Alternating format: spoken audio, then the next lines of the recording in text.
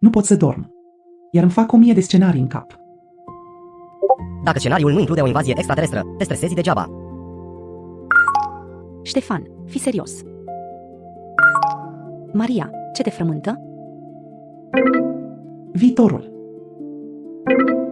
Mi-e teamă că nu o să reușesc să trec peste problemele de acum. E o vorbă. Îngrijorarea e ca un scaun balansoar. Te ține ocupat, dar nu te duce nicăieri? Exact. Maria, Dumnezeu ne-a promis că ne dă putere pentru ziua de azi, nu pentru grijile de mâine. Ai dreptate. Cred că încerc să controlez lucruri care nu mă aparțin. Lasă controlul în mâna lui. Acolo unde se termină puterile tale, începe harul său. M-am liniștit enorm. Parcă mi s-a luat o piatră de pe piept. Mulțumesc!